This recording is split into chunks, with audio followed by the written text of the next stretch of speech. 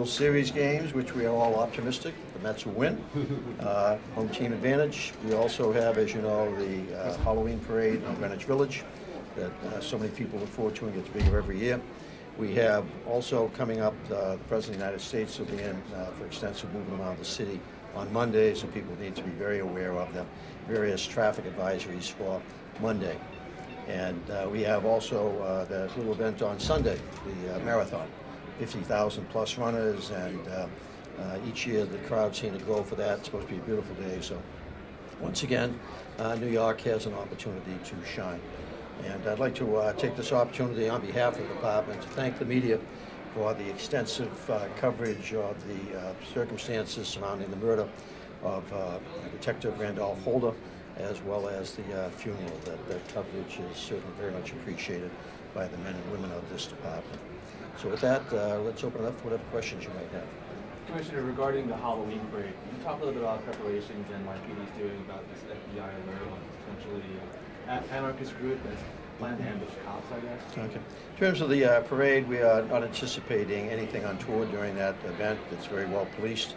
It's become really very, very celebratory. I had the opportunity last year myself to see it for the first time, and I had a ball. And let me ask Commissioner Miller to just speak briefly to that threat and the basically lack of concern we have about it. Okay. Hi, Commissioner. That threat emanates from our partners in the FBI. It comes out of a field office outside of New York.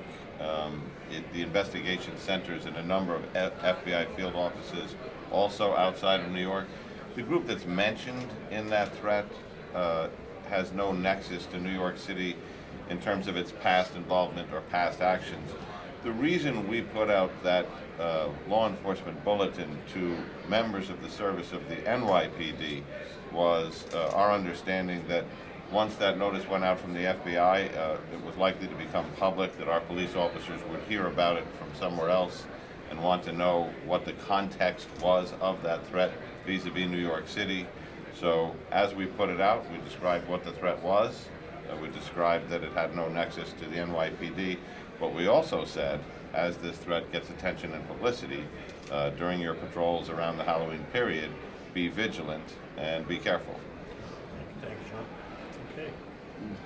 Commissioner, Tony Tarantino, Quentin Tarantino's father, has come out against his son and the comments that he made about police brutality. And I know that you've already spoken out about Quentin Tarantino. Just what are your thoughts about his own dad coming out against him? That I think you're talking about a press release that came out from the PBA that I briefly saw this morning. I made my comments about my thoughts about Quentin Tarantino's participation in that march.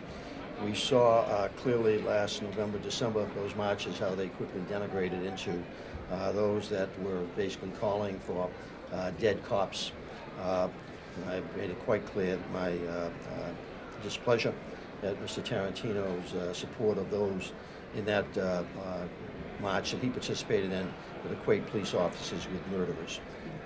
I'm sorry, that overkill literally on his part. What does it say to you that his own dad's coming out against him? Well, I'll leave that between the two of them. His dad, I understand, is a product of New York City. Grew up a kid on the streets of New York, very active participant in the Police Athletic League, which he attributes, if I understand the press release that I read, that helped to steer him in the right direction. So I'll leave it to father and son to have that discussion. Commissioner, you referenced Commissioner Comey's remarks in your address to the promotees. Do you have any other observations about the so-called Ferguson effect he was referencing? I had the opportunity to meet myself and John Miller with the director while we were in Chicago at the police conferences. That I also heard his speeches to the major city chief, as well as to the IACP. I am a big fan of Director Comey. He speaks his mind, he's direct, and he is solidly in a position to lead America into a discussion on this issue, and it needs to be discussed. And I'm supportive of him. His earlier comments on the matters of race, his comments on his perceptions about what might be happening relative to the crime increases that many American cities are experiencing over the last several months, All of that was set as prelude to the foundation of his remarks, which much of the media, in terms of the print media and others that have been attacking him, overlooked, in that the ability to determine exactly what is causing the crime rise in certain cities in America. We currently don't have the data or the capability to quickly understand what's going on.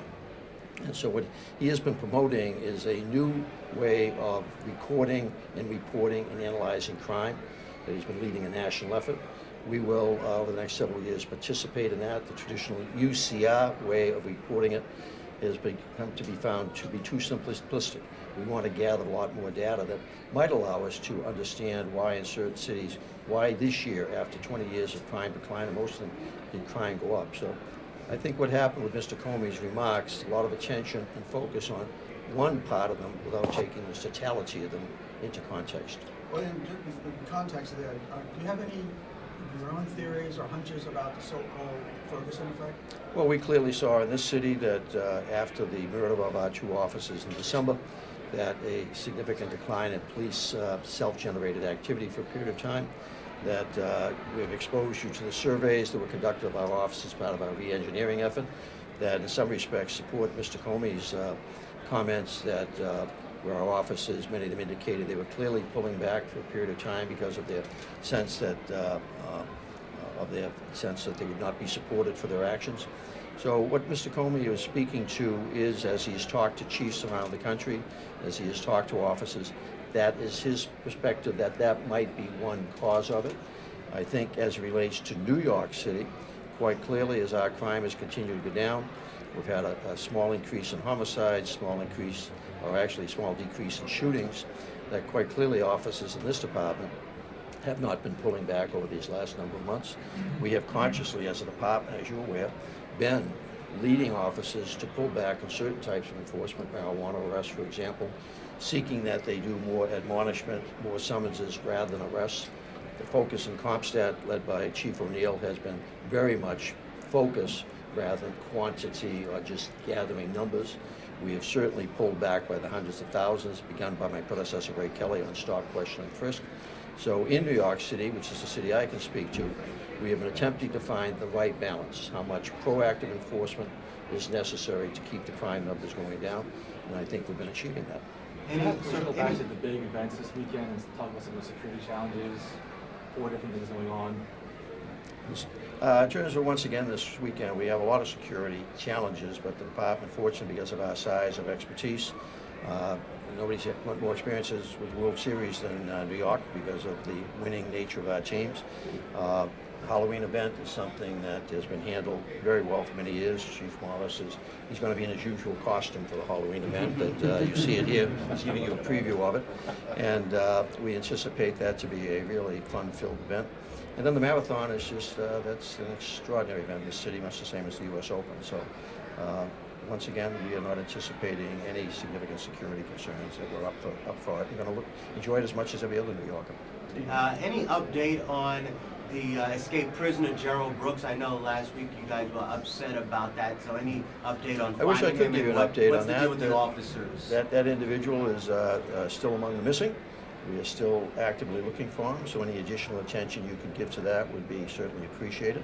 That as of this morning, that we still don't know his whereabouts, and we would like to reacquaint ourselves with him. So if you can help us with that, we would be very appreciative. And the officers, any update with their status? I know you were very upset about it and surprised that it happened. Chief O'Neill, I'm not sure what the existing status is on those officers. The sergeant was suspended, and the 2 officers still are getting charges and specifications. So it was a serious issue.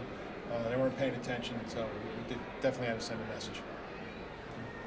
Commissioner, is the NYPD investigating the drone incident over JFK? The FAA said that you had something. We will participate in the investigation, which I believe is being led by Nassau police officials. The actual sighting was over a portion of that area that was actually in Nassau County, if I understand it correctly. But we will actively participate with them. Those drone issues are of great and significant concern. It would not take much to take down an airliner with a drone. So we will actively participate with them. Commissioner, is there any update in the West Indian Day Parade shooting of the governor's aide, Mr. Gabay? That investigation is a very active one. I get updated on it very frequently. I'm very comfortable that we at some point will bring that investigation to a successful conclusion, and it will help to form the foundation of the meetings I'll be having with the Brooklyn elected officials on dealing much more aggressively with control of the Juve event next year. I'm looking for a lot more political activism and support of our enforcement efforts on the many parties that lead up to that event, and certainly control over that particular early morning event. So we'll be continuing on two fronts. One, moving toward the solution of the murder, but two, using that murder as a foundation to get everybody's arms collectively around taking responsibility for that event. A lot of people want that event, they encourage it, but nobody wants to take responsibility for it. So if it's to go forward, we're going to need political ownership of it, we're going to need organizational ownership of it, we're going to need community ownership of it. And we'll work with those three entities, but they all have to step up and take responsibility for the behavior of the people that participate in that event. Dean, last one. I don't want you to run out without talking about today's promotion, because you briefly mentioned it, but the captains being promoted today, there is a lot of diversity, more so than in past years. If you can talk a little bit about that. We think the captain's promotions today were our most diverse group in probably the modern history of the department. That in terms of females, African American, the African American female I think came out number one on her particular list. Good news is the future promotions coming off of our new list will be as diverse. We've got a very, very diverse group. The importance of the captain's promotions and the captains being a diverse group, the leadership, deputy inspector, inspector, chiefs, all come from that rank. So we have been advocating with our fraternal groups, all of those calling for more representation in the leadership of the department. You have to work with us. You have to take those exams. You have to study. And so I think what you're seeing today is reflective of that push to get more people into a promotion track. So I'm very encouraged by what I saw there today, and as I look at the promotion opportunities that I'll be making over the next year at the rank of captain, it's as diverse as what you saw this morning. Thank you all. Thank Thanks, you all. folks. Appreciate it.